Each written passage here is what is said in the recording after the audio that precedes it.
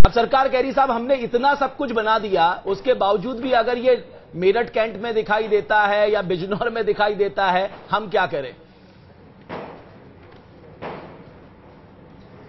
नहीं, हम तो क्या करें, मतलब अब आप उनकी आप अपनी तरफ से सोच रहे हैं। मैं कहता हूं आप जानवर के पॉइंट ऑफ व्यू से सोचिए। इतना बड़ा हमारा देश है, करोड़ों लोग हैं और कितने शेर बचे हैं? केवल 1700। तो मेरे ख्याल हमारा एज ए ह्यूमन बीइंग हमारी ये रिस्पॉन्सिबिलिटी है अपने वन संपदा को बचाए रखें, जो कि एक हमारा हेरिटेज है। आज शेर को लुप्त होने नहीं दिया जा सकता। हम लेपर्ड्स को या हाथियों को ऐसे नहीं मार सकते। हाँ, ये जरूरी है जब वो एक सीमा क्रॉस कर जाएं या शहर में आ जाएं या आदमियों को मारने लगे। मैं कहता हूं कि ये बहुत जरूरी है प्रशासन के लिए कि उस जानवर को पकड़ा जाए या उसको एलिमिनेट किया जाए, उसको खत्म किया जाए, जिससे कि लोगों का आक्रोश ना बढ़े और आक्रोश इतना बढ़ जाए कि वो अपने हाथ में लॉ को ले लें और उसके पीछे चल पड़े और उसको मारें या और शेरों को मारें या और जानवरों को मारें। ये नहीं होने देना चाहिए। नहीं, लेकिन हमें we should be proud of these animals. अब वो बेचारा एक बेदी साहब, हमें तो ये बताया गया है कि अगर आप फूड चेन के सबसे टॉप पे जो टाइगर बैठा है, अगर वो सुरक्षित है तो जंगल में बाकी जानवर अपने आप सुरक्षित हो जाते हैं, क्योंकि कहा जाता है फूड चेन के टॉप में टाइगर अगर प्रोटेक्टेड है तो सारा पूरा माना यह जाता है जंगल में सारे बाकी जितने भी लोग हैं वो प्रोटेक्टेड है।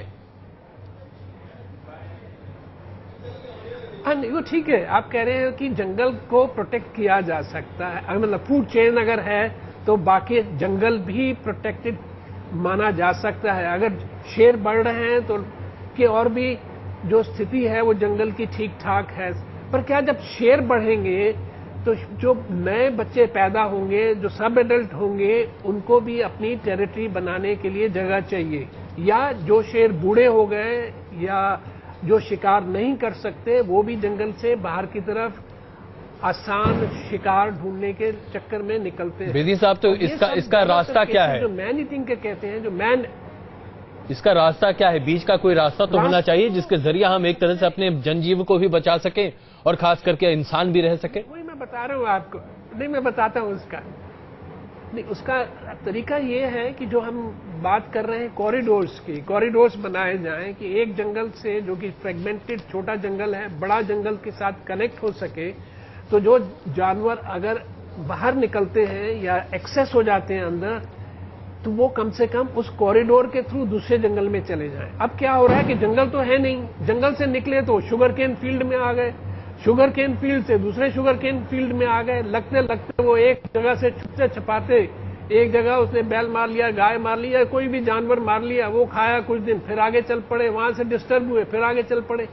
ऐसे ही शेर और जो लेपर्ड हैं ये दोनों इकट्ठे नॉर्मली नहीं रहते। बिल्कुल नरेश बेदी साहब, आप कह रहे हैं कि हमें इस देश में, अगर हमें इस देश में टाइगर को प्रोटेक्ट करना है, लेपर्ड को प्रोटेक्ट करना है, एलिफेंट को प्रोटेक्ट करना है, हमें जंगलों को बढ़ाना होगा। तो इसकी जिम्मेदारी है wild life institute of India, state forest department, ministry of forest and environment, और इस देश में नेशनल टाइगर कंजर्वेशन अथॉरिटी भी है। नरेश बेदी साहब, बहुत बहुत शुक्रिया नरेश बेदी साहब हमसे जुड़ने के लिए, ये सारी बातें हमें बताने के लिए। हमारे दर्शकों को इस आदमखोर बाघिन को पकड़ने के लिए तरह तरह के तरीके अपनाए जा चुके हैं। वन विभाग ने बाघिन को पकड़ने के लिए हाई फाई तकनीक का इस्तेमाल भी किया, लेकिन नतीजा सिफर रहा। बाघिन की तलाश से लेकर शिकारियों को परमिट देने तक वन विभाग ने बिजनौर की बाघिन को पकड़ने के लिए तमाम कोशिशें कर ली, और जब ये कोशिशें नाकाम साबित हुई तो वन विभाग ने लिया तकनीक का सहारा। आदमखोर बाघिन को पकड़ने के लिए वन विभाग ने जंगल में कैमरा लगा ड्रोन भी उड़ाया। तस्वीरें वन विभाग के इसी हाई फाई प्लान की हैं। इस ड्रोन के जरिए बाघिन को ढूंढने के लिए खास तौर पर इलाहाबाद से एक्सपर्ट टीम को बुलाया गया था। मकसद था ड्रोन के जरिए जंगल की हरकतों की ऊपर से तस्वीरें खींची जाएंगी और इसी से बाघिन की मूवमेंट का पता चलेगा। खुद अधिकारी भी इस तकनीक को लेकर खासे आश्वस्त थे। सर्वे करने के लिए किया जा रहा है इसका उपयोग, और एरियल सर्वे करेंगे। इससे ये होता है कि काफी बड़े एरिया को बहुत जल्दी कवर किया जा सकता है, और ये रिमोट कंट्रोल से चलता है। तो जिस भी एरिया का सर्वे करना होता है उसके ऊपर उड़ा करके इससे सर्वे करवाया जा सकता है। लेकिन सारी तकनीक और कोशिशें इस बाघिन के आगे धरी की धरी रह गई। ना तो शिकारी कुछ कर पाए और ना ही हवा में उड़ता ड्रोन। बाघिन खोली घूमती रही और दहशत फैलाती रही। अब आपको दिखाते हैं इलाके के विधायक मोहम्मद गाजी का तरीका। अपने क्षेत्र के लोगों को जब विधायक जी ने बाघिन के डर से थर-थर कांपता देखा तो वो घोड़ा लेकर खुद बाघिन को ढूंढने निकल पड़े। घोड़े की सवारी करते विधायक जी के हाथों में राइफल थी और पीछे थी हथियार बंद फौज। विधायक जी ने तो ये तक दावा कर दिया कि वो 24 घंटे के भीतर बाघिन को ढूंढ निकालेंगे। मैं डरने वाला नहीं हूँ, मैं शेर मारने उतरा हूँ और इंशाल्लाह मारूंगा और मुझे उम्मीद है 24 घंटे के अंदर मार गिराऊंगा। ना मरे मेरी किस्मत है, लेकिन मैं 11 शिकार किसी हालत में होने नहीं दूँ। 24 क्या 48 भी बीत गए। विधायक जी और उनकी ये सेना खेतों की खाक छानती रही, लेकिन बाघिन क्या उसके पाँव के निशान भी नहीं ढूंढ पाए। हाँ, इतना जरूर हुआ कि विधायक जी की इस हरकत के चलते प्रशासन के हाथ पांव जरूर फूल गए। अधिकारियों ने मोहम्मद गाजी को इस तरह अकेले बाघिन के शिकार के लिए मना किया था, लेकिन जब विधायक जी नहीं माने तो उनकी सुरक्षा की चिंता को लेकर प्रशासन और पुलिस परेशान रही। हो सकता है कि विधायक जी की इस बहादुरी पर जनता फिदा हो गई हो और नेताजी का वोट बैंक भी बढ़ गया हो, लेकिन जिस आफत ने यहाँ के बाशिंदों को दहशत में धकेला था वो अभी तक आजाद घूम रही है। न तो वन विभाग की तकनीक और न ही विधायक जी की बहादुरी बाघिन को पकड़ने में कामयाब हो पाई।